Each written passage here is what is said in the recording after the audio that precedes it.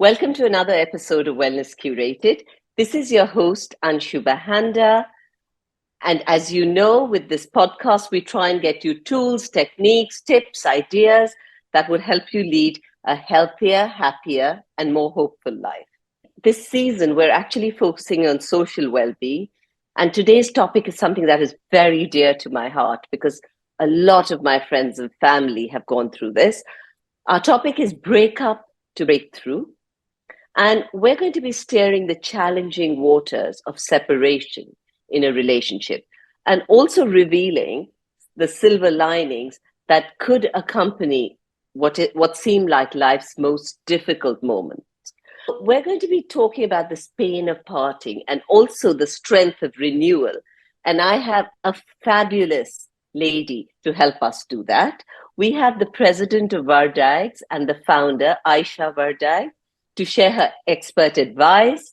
She specializes in high net worth cases. She's known as Britain's top divorce lawyer, and she's celebrated for being very strong in court, savvy in business, and a strategic thinker. And these are qualities that make her excel in her field. Welcome to the chat, Ayesha, and thank you so much for taking the time to be here with us. Thank you very much for having me. It's my pleasure. So, Ayesha, I'm going to start with a question you probably get asked a lot. So, from what I have seen from friends and from family, some of the common reasons for divorce are cheating, growing out of each other, feeling like we've grown apart. Sometimes it's family interference in Asian societies. You tell me, have I missed any of the common reasons? I think fundamentally the reason that people break up is that they have stopped being the person that they fell in love with. And that can manifest itself in a variety of different ways. It can manifest in infidelity. It can manifest in the death of the sexual relationship. It can manifest in bickering and bad temper and all of that, and a lack of connection. But ultimately, it all comes down to the fact that there's no longer the person that you married. Very often, it's because of changes in life, which result from everybody actually trying their best. So you'll have a mother who gives up her career in which she was independent and fun and lively and in society and was attractive as that person to her husband. She then devotes her life to the children, because that's for the good of the family. She really concentrates on them. She makes sure that she looks after them all herself. But in that way, she withdraws from the marital partnership and from that connection. And then you have the man who's thinking, I need to provide for my family. I'm going to throw myself more and more into my work, into my business, so I can get ahead. But then that way, he also withdraws from the marital partnership. So it's people no longer really focusing on each other within the relationship and growing apart. And then you have an alienation that, as I say, has these many symptoms, but they are just symptomatic. Is that mostly what you see 90% of the time? Yes, absolutely. There might well be infidelity. There might well be a change in behavior, or, there will stop being intimacy in the relationship. There will start to be bad temper. But fundamentally, it always strips back to, he's no longer the man I married. She's no longer the woman I married. And do you ever say to someone, we don't think this marriage is over? Yeah, absolutely. In fact, if there isn't some form, if it hasn't transpired into some form of abuse, which unfortunately it so often does, whether that is physical or emotional, whether it results in a sort of controlling behavior or a fundamental unkindness, if it hasn't got to that, then we'll pretty much always say, why don't you have another look at this? This can be just a bad phase that you're going through. Why don't you look at the factors that have led to this and just go and see about it? There is so often a lot that can be done. And when it can be, then I try to do it. Thank you. And tell me, are there situations where you're like, no, you've got to get out? Like you just mentioned abuse. Yeah, if there's fundamentally abuse, which doesn't have to be physical, as I say, it can be just an unkind, undermining. I listened to a recording by a client. She was referring to physical violence that he'd perpetrated on her. And he was going on and on and on about how this was her fault because she, was so annoying and so difficult. Once you have someone like that, you really, really want to get your client away from them as fast as you can. And it goes into not just things that are related to physical violence. It goes into just that sort of, you're so stupid, you're so useless, you don't deserve to be in this marriage, those kind of undermining things, which can come from either side. I mean, it can come from women as well to men. You're so rubbish. It's no wonder you got fired. You're not making any money to provide for this family, this kind of thing. And so, yes, when you have that deeply undermining unkindness within a relationship, it's actually quite hard to get away from that. In that case, it's quite a toxic dynamic, and it's better that people get out. Ayesha, from what I've seen of a lot of couples, right? You bring out the best in each other and you bring out the worst in each other, right? So there are times when people in the heat of the moment say things that they don't mean. Yes. So for you as a lawyer, it must be really hard to be able to separate when they're just being a couple and bickering and when it's actual real abuse. Yeah, no, and it to some extent, depending on how extreme the abuse is, but to some extent, it depends on the long-term pattern of behavior rather than on any one incident. All couples can have bad days, and everyone can say things they don't mean when they are, or even that they do mean when their partner has wound them up or external factors have made them very stressed. I think it's much more to do with a systematic approach of unkindness. And once you're dealing with someone that is making you unhappy because they are being systematically cruel to you, that's when you need to get out and try to find another way to be happy and get away from that toxic influence in your life. So, Ayesha, I think that's a very important message to all our listeners, to the women and men, that if they feel that there is a toxic relationship, then they need to seek advice. In different parts of the world, I know this is going to be different, but can you tell us about some of the common misconceptions people have about divorce and about the whole legal process? One of the most common misconceptions is the idea that adultery will make a difference. Of course, it makes a big difference in some countries, particularly in countries, for example, where there is Islamic law that's prevalent. But in most of Europe, for example, in England and most of Europe and in the United States, generally, largely, adultery makes absolutely no difference to the financial distribution or indeed to where the children will reside.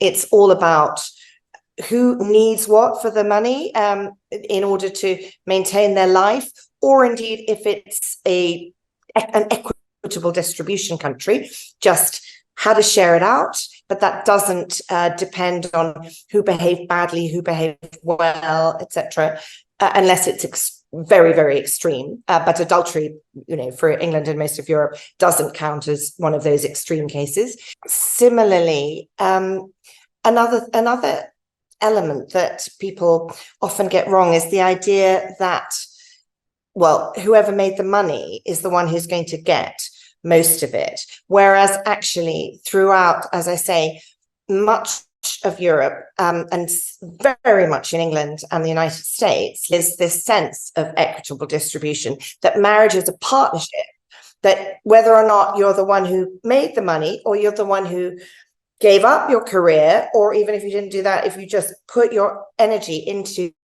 building a home, which then enabled the other party to go out and make the money, you're an equal partner. And that money that you built up together, whoever's name it is in, is something that you are entitled to your fair share of, which is generally broadly half. So statistically, it's still largely the husband that has the money, when that's been money that's been built up over the course of marriage, as opposed to inherited wealth. You'll very often have the husband say, she didn't lift a finger to do this.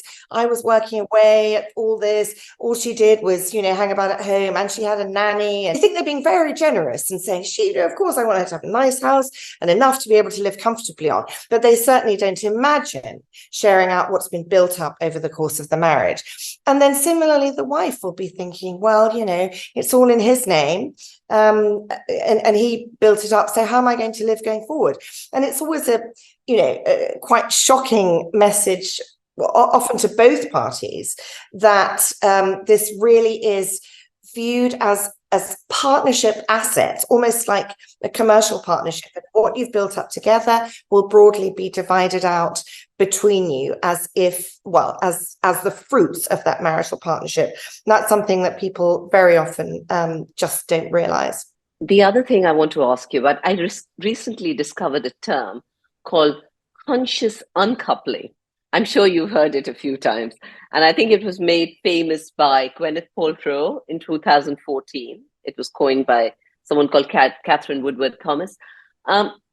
Essentially, tell me if I'm wrong, but it's when a couple wants to go through an amicable separation or divorce, and every single negative internal, any anger or any irritation is dealt with as a negative internal object almost that needs healing. Is that right?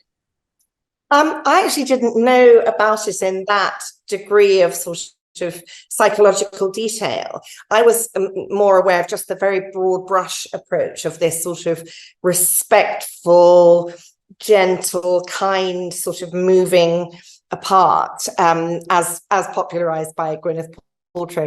And I remember when that came out, there was a lot of, flack and a lot of idea that this is just this kind of Californian new age rubbish. But I really think that it does have a lot of validity. I think one of the problems in divorce is the idea that someone must be at fault. Someone must have done something terrible in order for this dreadful failure to be occurring.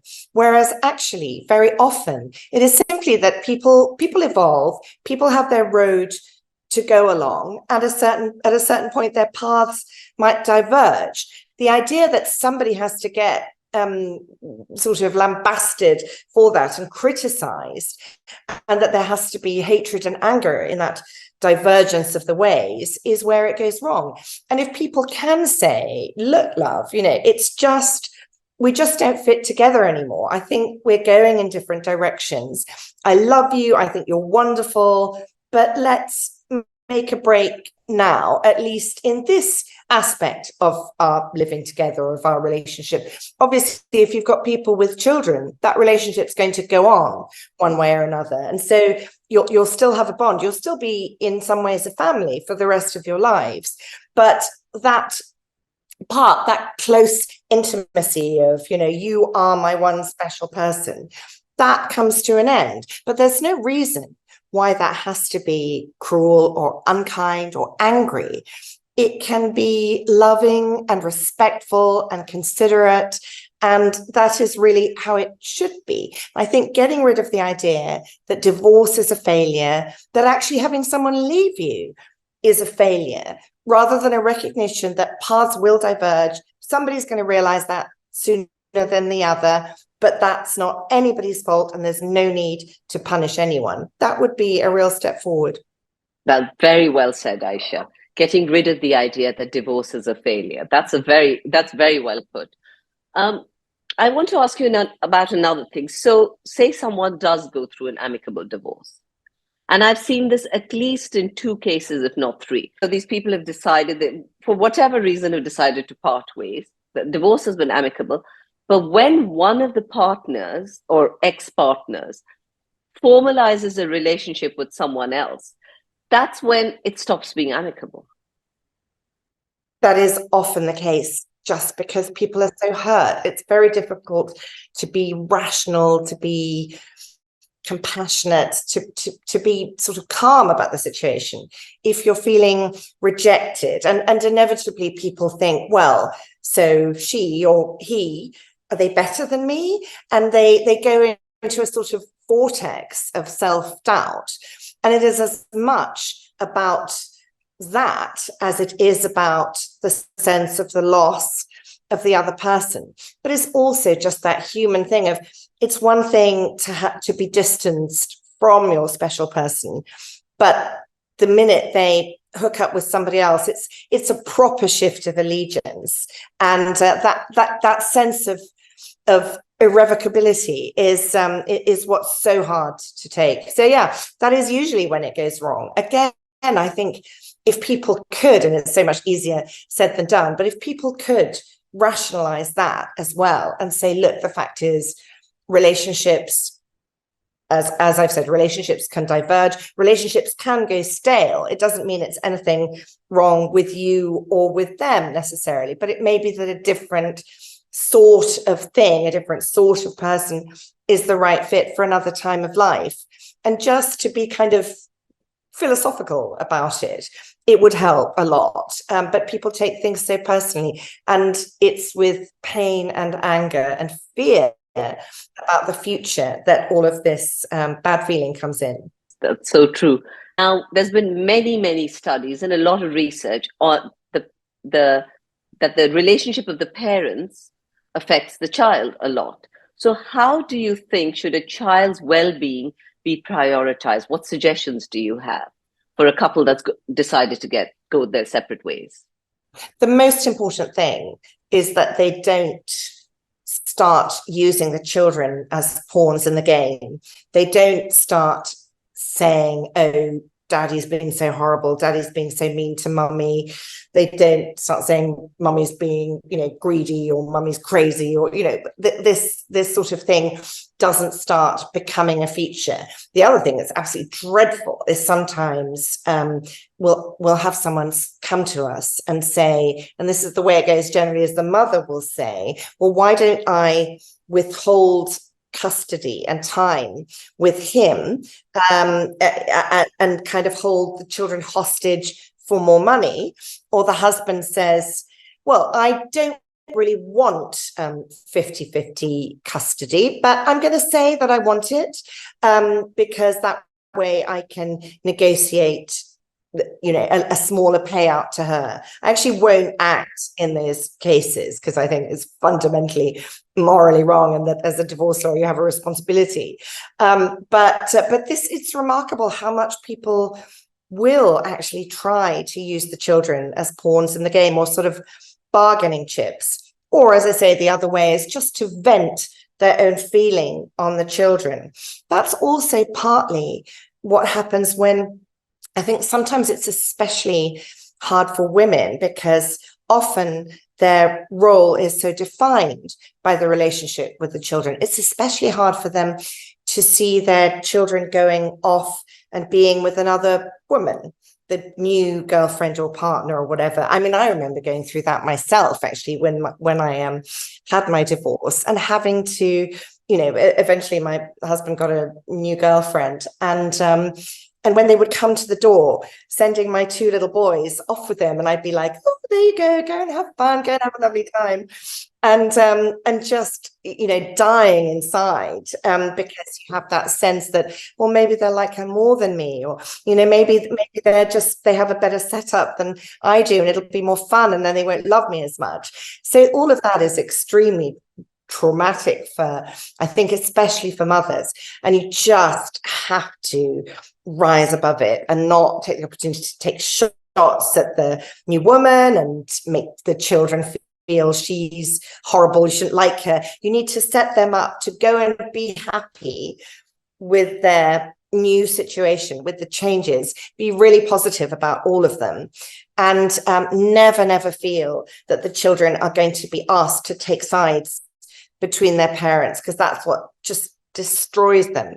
Beyond that, actually, it can be really much better for children that parents separate, much better that than that they have a bitter environment, or they see one or other of the parents being unkind to the other, speaking to them badly, speaking to them without respect, because then they learn a pattern of relationships that's very bad. It's better for them to be out of that negative environment with negative learning patterns and have two peaceful parents that are apart from each other, but very loving to the children, providing a haven for the children without that acrimony within it. And that's very, very important.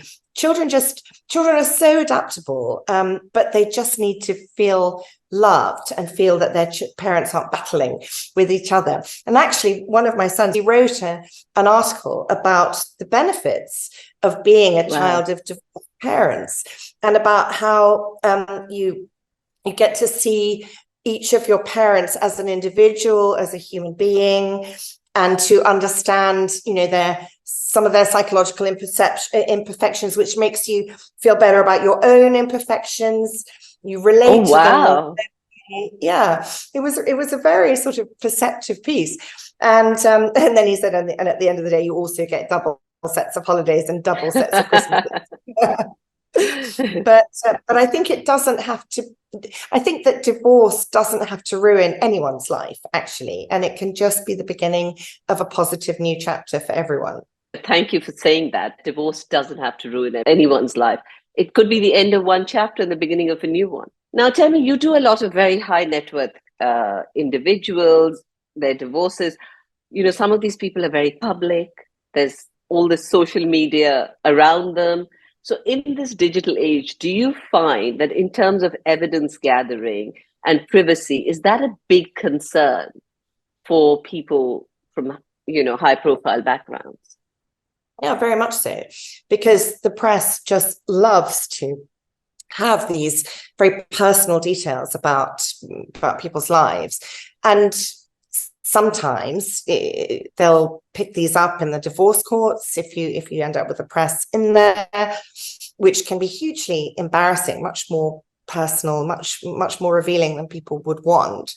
And there is a trend, for example, in England to make divorce hearings more public, with the idea that greater transparency will help people to settle their cases. But except, they're still protecting the anonymity of children largely. But the financial cases can involve all sorts of very personal things.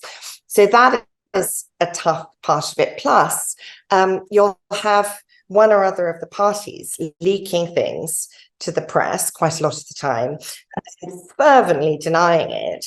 But of course, you can see, well, this obviously came from this person because it's favorable to them, or from that person because it's favorable to them.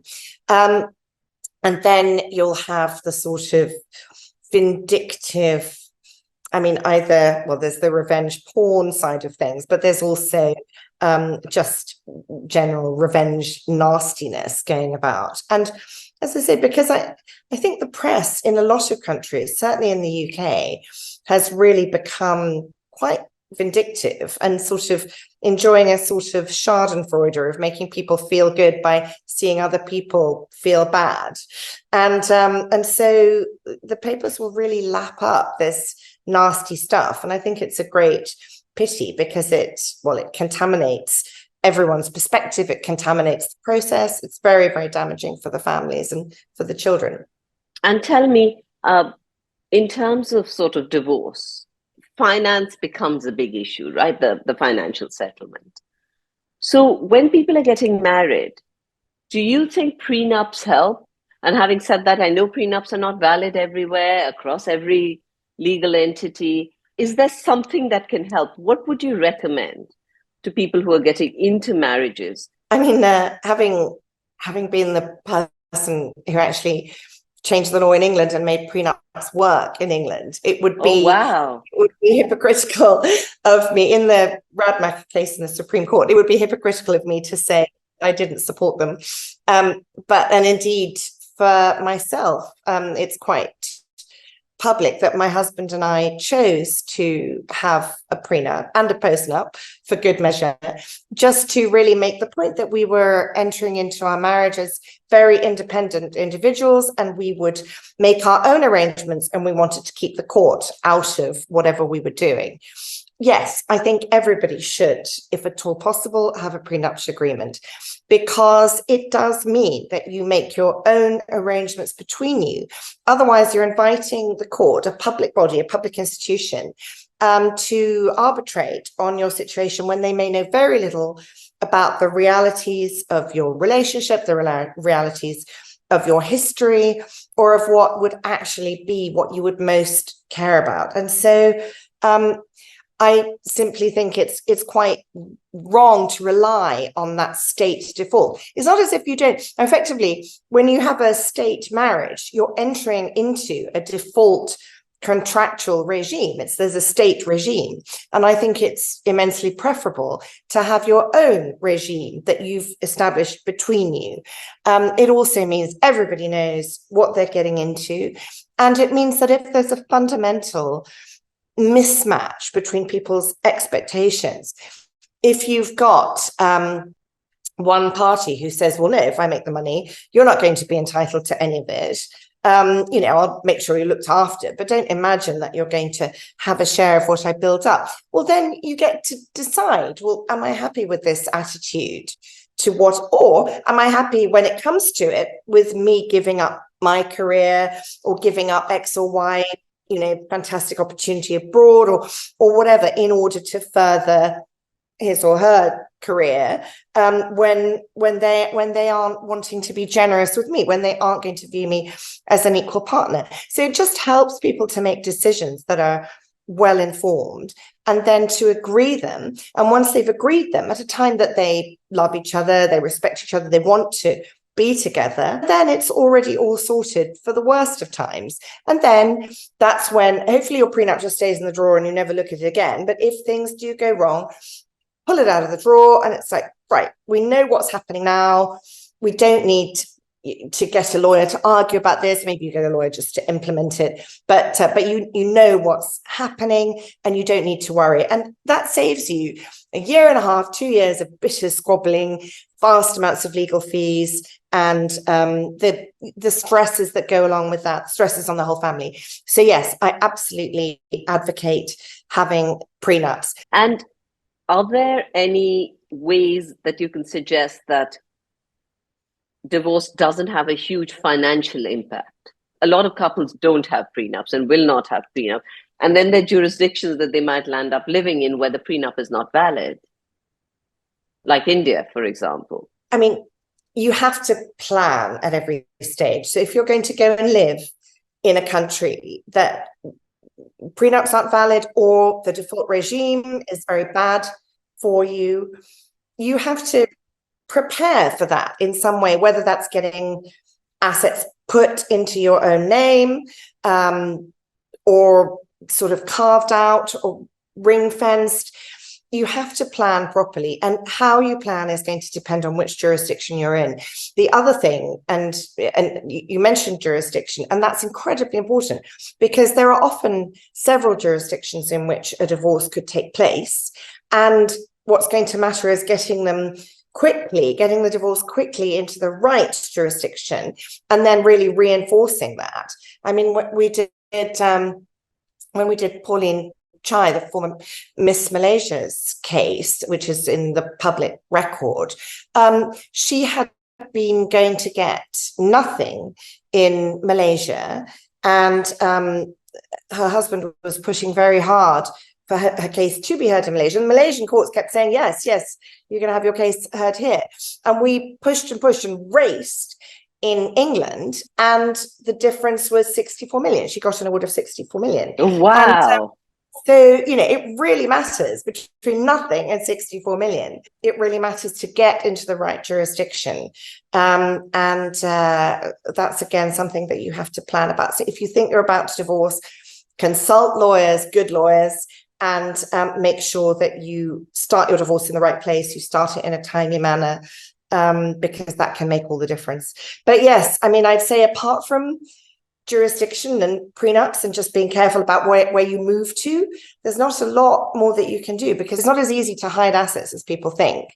The world is extremely transparent now. It's very difficult for people to hide money now. So you just have to look at careful planning. Thank you for that. Also, when a couple is going through a divorce, so some of the things they argue about, as we said, was finances, it's kids. What else could possibly be a bone of contention that you've seen with your experience?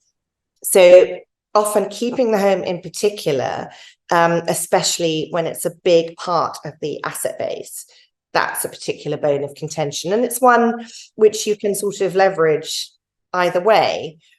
The woman can agree to take a bit less of the other money in order to keep the home.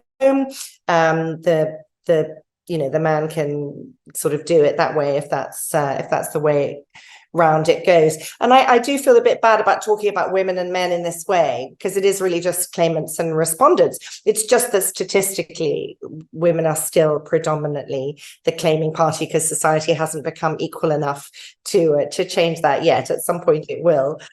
There are other sometimes very silly things that people get very excited about. There was one woman who had been granted this fantastic home, and she was very happy about it, but they were fighting about some mirrors. There were antique mirrors, but I mean, there are no mirrors that are worth that much. And it really wasn't the fact that these mirrors were especially valuable. But the woman kept saying, no, but they'll leave this sort of faded patch on my walls, and I can't bear that. I don't want this faded patch on my walls, so I have to keep the mirrors. I said, you just get some other mirrors. You have this vast amount of money that you're getting. Just get some other mirrors. And it took quite some time to persuade her that she could actually replace those mirrors.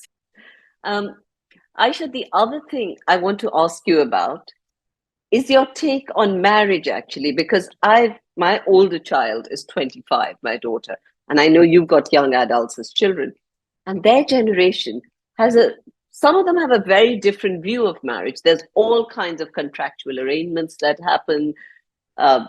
It's not, marriage isn't seen the way it used to be in our generation, or maybe even in the generation above us. Even a lot of my friends have said, have very different arrangements. What is your view on marriage, and how important do you think that is? I think that marriage per se is not important unless it's important to the individual or the couple in a religious or cultural way, in which case that informs that decision. This social study determined that the 60s and 70s decoupled sex and marriage, so it was no longer seen as shocking to have sex without marriage. And the 80s and 90s decoupled having children and marriage, so that it stopped being an issue to have children out of wedlock, as it were. And so there has stopped being, within large tracts of society, any social imperative to marry. And what you get from marriage is a huge raft of legal obligations that you may not be very well informed on, and a need to, very often to engage lawyers, to engage the state, to engage a ton of bother in order to get out of it. I have sort of experience on this too. My first marriage broke up. It was a big acrimonious affair with lawyers and going to court and all the rest of it. My second very significant relationship, which was a live-in relationship of 6 years, and it produced my absolutely lovely daughter, we didn't get married. And so when things came to an end, it was actually pretty simple. And it was like, no, I think we're done. Off we went. And we just arranged who was going to see her and when, and there was nothing else to be done. And it made it much, much easier, much less stressful. And I actually, now I'm with my third husband, as it were, as I put it. And we, for a very long time, didn't want to get married, because he'd been married before and I'd been married before. And we thought, no, we don't want to do that. What actually shifted it was not us planning to have children ourselves, which we weren't worried about. It was more about our respective stepchildren, because I think nowadays when you have combined families like that, it's very binding for them to feel, and they all, the the children from both sides walked us up the aisle and sort of gave us to each other, as it were. And then there's a sense of participation in that and being a proper family unit. And had we not had that imperative, I don't think we would have got married again, because it was just that sense of, well, what's the point? It's just a load of bother that we don't need. But I think there are circumstances in which it gives a structure and a sort of a legal binding together that can be helpful for when there aren't enough bonds of habit or of growing up together there already. But yeah, it gives a structure to the whole family, is what you're saying, to all the children. Yeah, lovely. That's right. It was really lovely, because they walked us up the aisle together, and rather than, I've never liked the sort of the idea of being given away by anyone. So what they said was that we got the priest to say, "Who bringeth this woman?" And my children said, "We do." And then, "Who bringeth this man?" And his children said, "We do." And it was very lovely, and it reflected the spirit of what we wanted. So yes, I think there is a place for those ceremonies, and there is a place for having the legal element, and there is a place sometimes with religious or cultural expectations. I think if there isn't any of that, then it's sort of, why bother? You can have a lovely, charming ceremony of commitment without having to get all of that legal baggage attached to you. Wonderful. That was so lovely. My final question to you: what is one indispensable piece of advice that you would give a couple that's decided to go for a divorce? Remain respectful of each other. I think that's the most important thing. Remain respectful of each other, and everything else flows from that. It means that you're reasonable in your negotiations, in what you're trying to give. It means you're not unkind about your partner to your children, and you're respecting your partner's time with them, and you don't go down that horrible acrimonious route that can just be so cruel and so damaging, and keeps the potential for your future relationship in future years, when you're trying to co-parent or trying even just to be each other's friend. Because actually, as the years pass, a lot of the negative memories fade away, and you just think about that person as someone that you want to be well, you want them to be safe, you want them to be happy, because you had a bond that never actually goes away. So it's good to try to keep as much of that alive as you can. And yes, the essence is to be respectful of each other. Wonderful. So at the end of every chat, we do a rapid fire round to summarize the chat. So what is the top 3 actions you'd advise against during a divorce? Using the children as pawns, being vindictive towards each other, and feeling that your marriage is a failure and a loss and the end of everything. Is it possible to have a peaceful, even amicable divorce? And one message that you feel might help people steer their relationship through choppy waters with grace? It's absolutely possible to have an amicable divorce. I've seen people even meeting together, both sides, with their lawyers agreeing, and actually afterwards the chap went out and bought the woman a diamond ring, just sort of to show that he loved her even though they were parting. You can absolutely have an amicable divorce, but if you are looking at divorce, you should consider carefully and think, is this just a phase? Is this something that we might get through? Is there still something here on both sides of genuine love that would enable us to find each other again? Because if you can, then that's very much worth doing. Thank you, Ayesha. That was such an informative chat. I hope it helps lots of people. And I'll end with your one amazing advice when people are contemplating divorce, and that is respect. So thank you for that, Ayesha.